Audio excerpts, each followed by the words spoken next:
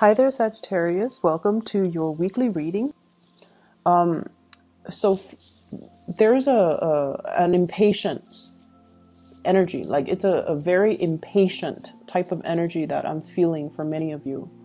And I just want to talk about that first because I feel like it's kind of hindering a lot of areas of your life. Okay, so I want you to be a little bit careful about. So, first of all, I'm seeing here there's a relationship that you want to get off the ground and you've been pushing for it. You've been like persistently pursuing the other person and pushing for it. And I feel like the other person is like the total opposite of you. They're very cool, they're very calm, and they're very, very patient. And so I see you, rushing towards them, and it's not met with the response that you're hoping for, and then I see you withdraw. So from their perspective, they feel like you're blowing hot and cold. Okay, so they feel like they know that you have the hots for them, like they know that you're interested in them, that you're attracted to them. They can feel it, but then you push too hard, and they don't really know how to respond. And then when it's met with that lack of response that you're hoping for, then you're just like, oh, never mind. You're not interested in me. I'm gonna take my love and go elsewhere. And then you turn around and you go off in a different direction. So they are very thoroughly confused by you. They're very confused. And so I feel like, rather than pushing so far ahead, you kind of have to do a little bit more observing, because I feel like you're dealing with someone whose love language just doesn't really match up with yours. And I feel so horrible just saying that, because that word love language, what is that? It doesn't register in the Sagittarius psyche. Okay, if we feel passion, we should show it. If we feel excitement, if we're attracted to somebody, we want to be around them all the time. And so what is this love language that people throw around? And it's showing up here with the Two of Cups. The way they show love and the way you show love are not jiving with one another. The person that you're dealing with is like this. They're still, they don't really do anything. They don't really take risk. They're kind of, unfortunately, and I feel bad, but cross watchers, no offense, they can seem a little bit dull and boring. Okay, so I think of this person as someone who's very home oriented. I see them going to a casino probably once every decade, and they go and they observe, but they don't bet on anything. It's someone who's very risk adverse. They admire from afar, but when it comes to taking the necessary actions, all you hear is crickets. So this is somebody that you, for whatever reason, you like. And I'm sure they have really good qualities. They're dependable. They're very loyal. They're very honest, very truthful, good work ethics, so I'm pretty sure there are reasons why you like them. But your energy is like this.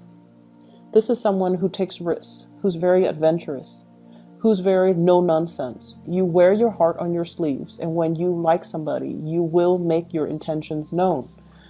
And so just imagine these two people coming together. It's not exactly compatible. And so that's what I mean by, your love language are not really compatible with one another. Whatever you feel, when you feel like you're sending them messages and you feel like, oh, it could only be construed as a specific way, they're not getting it. They feel like you might be a little bit too aggressive, or they might feel like you're being flirtatious and you're like this with everybody, or they might feel like you're just playing around, you're just making fun of them, or you're just taunting them. And then whenever they give you a message and they're like, okay, the Sagittarius has to know how I feel about them, you read it and you're like, I don't even know how to respond to this. So the way you communicate, down to the very fundamental ways in which you express love and emotions, it's not the same. It's not the same. And so you guys are kind of talking over one another, cross wires. things are just not really registering with each other, okay? I also feel as well issues with miscommunication. Not only, you know, like misinterpreting the information that's sent, but messages that are sent and not received by the other person, and they likewise. I feel like they sent you some messages and they're waiting for a response, and they don't hear anything from you, and then they're like, what? I thought they liked me. And you do like them. That's the problem. You do like them. But for whatever reason,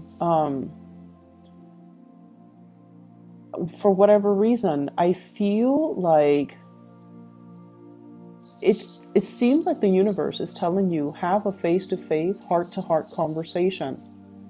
You know, don't beat around the bush. Don't do it through electronic channels. And especially, we are also heading into Mercury retrograde. There will be many communication mishaps from, let me see, November 17 tomorrow until December 5th. Okay, so a lot of mishaps, a lot of miscommunication. So this situation can get worse if you're not careful. So I feel like the universe is telling you, sit down, have a normal conversation. This is somebody who's actually quite old school and traditional. They want to have a talk over a cup of coffee. They want to feel comfortable.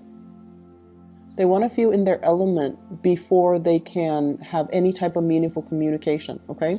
So I see you like this. You could be, you know, on the treadmill, on the Stairmaster, and you're able to multitask. You're able to talk about this, about that, about the last movie you saw, about the last book you read, the last place you travel, while you're on the treadmill and, you know, possibly even listening to music.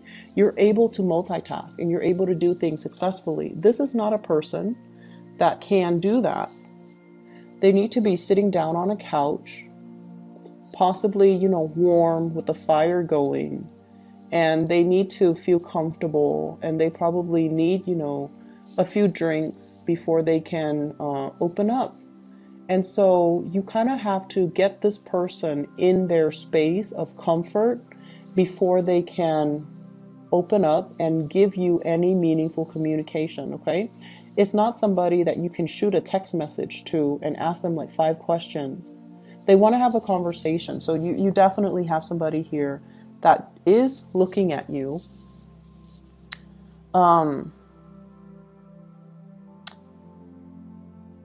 Yeah, I feel like there's interest, okay? There's a lot of interest. And they wish that you could communicate with them more. They feel like you're very busy. You might not have time for them, that you might not have time to be in a relationship even with anybody. And so you have to tone down with the impatience. You have to appear a little bit more grounded, okay? Walk a little bit slower. I don't know why. Walk a little slower, especially for those of you with Mars in Sagittarius. You're always on the go. You're fast. You have really, really short, quick strides. You do things with a purpose. And when you walk, you have a destination. Okay, you don't randomly stop and chit chat. You don't meander. You don't really get sidetracked from where you're supposed to go or what you're supposed to do. It's like a one-track mind. And so the other person feels like you're constantly moving here and there, and they're not really sure if you even have time to be in a relationship with anybody, let alone them. So slow down and give this person more attention. I feel like, yes, there are messages that were sent that you might not have received, and you're going to be finding out about it, and you're going to be kicking yourself, and you're going to try to make amends, and then the other person is like, I sent you all these messages. I can't believe that you didn't get them. So, you know, have a face-to-face conversation. It's going to solve a lot of these issues. You get to see their facial expressions. They get to see how you behave, and it's going to smooth things out, okay? So I feel like that's what the universe really wants for you. Travel delays is what I'm also seeing here. I see some of you being separated from a crush or from a love interest. It could be due to travel. It could just be the holidays. And I feel like it's going to be a little bit challenging. It's difficult, you know, not seeing the object of your affection every day, but I see that coming in. But I feel like you're going to be distracting yourself with other things. Not other people, but other things, either way. So in terms of love, I have here an air sign, Aquarius, Gemini, Libra. And then I have an earth sign, Taurus, Virgo, Capricorn. I also have another fire sign, and this seems to me like it's a cycle from the past. Sagittarius, Aries, Leo as well. So you've got a lot of people coming into the picture. It's going to be a very dynamic, fun, exciting week where there's a lot to do, a lot of people to see, a lot of traveling and movement with you. I also see like, you know, instead of bar hopping, you're going like house parties, you're going to different houses. So it's like, I guess, house hopping, house party hopping, whatever the term is. I see a lot of that happening. Make sure you are, you know, you have a designated driver, okay? Make sure if you're like taking a Lyft or an Uber, make sure that you do that rather than driving back and forth and trying to find parking. And it's just, logistically, it just doesn't make sense. So I see a lot of festivities that can be had as well within the next week.